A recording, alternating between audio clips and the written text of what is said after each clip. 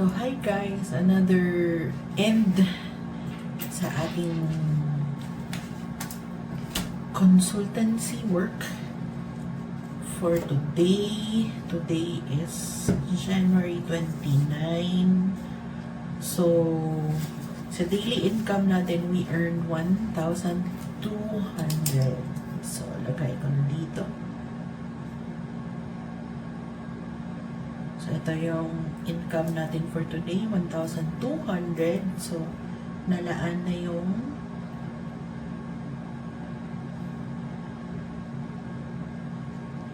$200 sa salary, weekly salary ng assistant ko. Hindi 200 yung ano niya ha.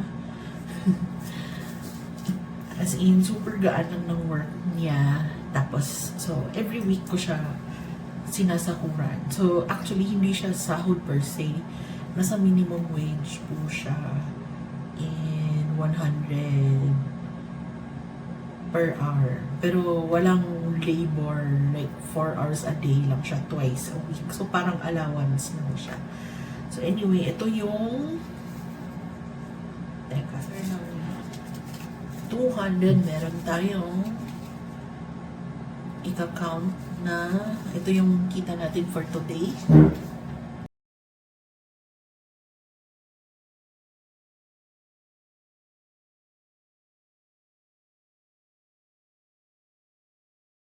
So, ito yung maliit natin na daily cash stuffing. So, market, ako na yung marketer next week, mamaya na yan. Groceries, meron ako doon sa malaking laundry. Meron ako ipapa-laundry pero parang fully funded pa. Ito, 300. Okay. Dine out. Meron akong dine out na Sige na, maglagay lang tayo ng 100. Actually, luluwas ako ng Maynila next week, Monday. So, naglaan ako ng konting baon at plan ko yung pag maubos yung baon ko. So, yung spending money ko from na lang, from the travel fund. Sad. At kung ano yung hindi mo ubos for this week. So, parang hindi ako makakasave talaga. Yung sweldo natin naubos na sa bills.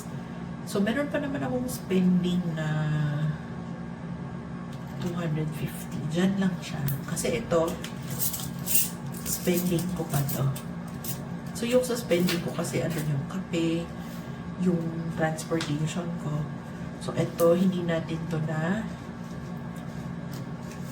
stuff last time. So, check ko muna sa bills na bayad na po itong G-Credit and yung Smart. Ito, pending pa. 29. 29 na yun, diba? So, dapat maano na to. 29. Alright. So, punuan natin to. May trabaho pa bukas. So, meron pang isa staff. I think na staff na to. Kasi wala na yung 200 eh.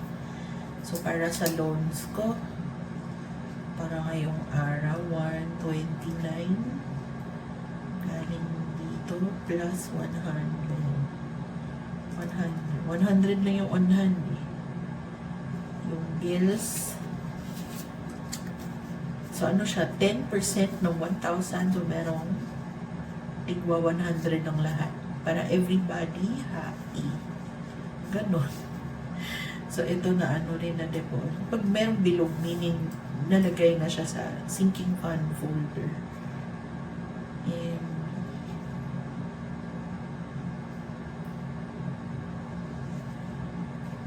usually, nag-unstaff ako nito pag parang puno na siya. Ang ganda nito mamaya ka na. Yung mga magagandang nire-reserve ko sa savings challenges. Credit card, wala na yung 500, so na-deposit na. Alam nyo, maliliit lang to, pero pag meron kang dudukutin. Pag merong matinding pangangailangan,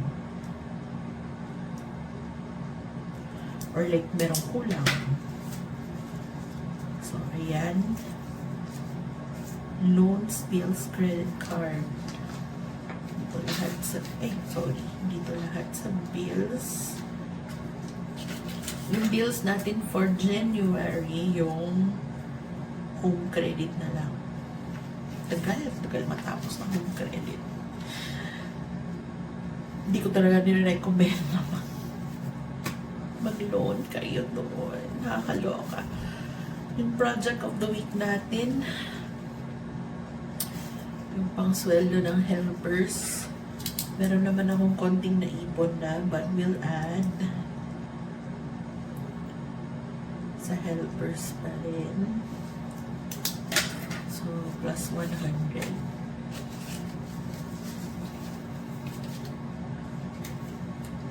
Yung tithes, bukas na po yung tithes. Yung tithes na ito, galing to sa payday kahapon. Payday kahapon. Pero hindi ko na na-video yung cash stuffing ng sinking funds. Nag-cash stuffing ako kagabi. Madali na. Sandali na. Dito yung daily saves natin. Meron tayong pang-car. Yung pang-car natin meron ng 200. Ayan tayo ng 50. 50 lang muna pars. So, meron na tayong 250.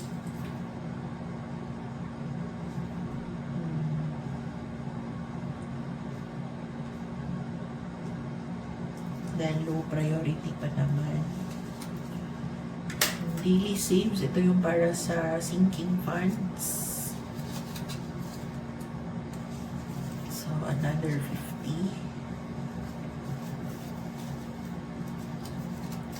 Isa-stuff natin sa weekend. 129.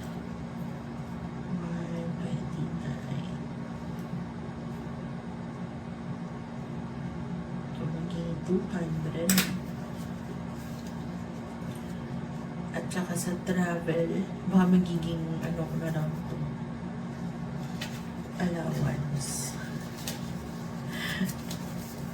100 sa travel.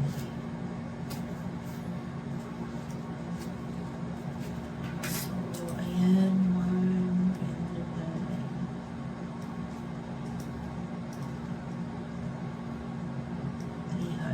300 na ba? Oo, 300. So, yan daily save. Usually, para yan sa sinking funds.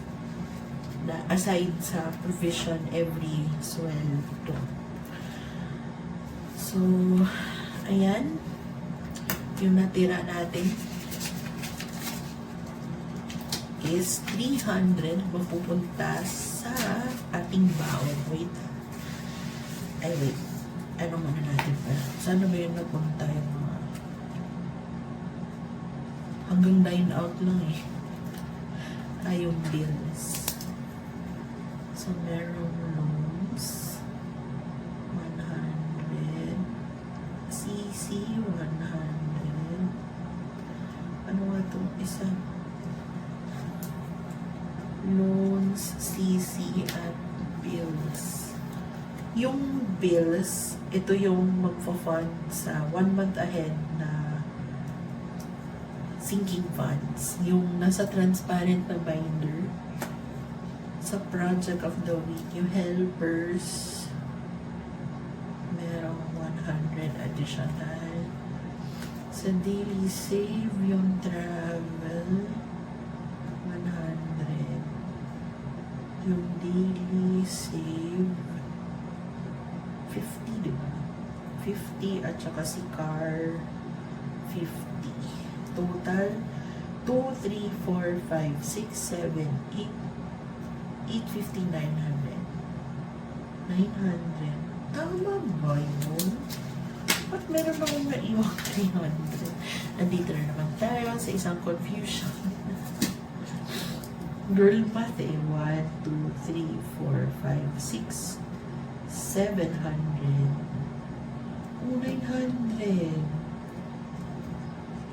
Ba't may 300 pa kung inabigay ko na yung 200? That's so weird, man. That's so weird.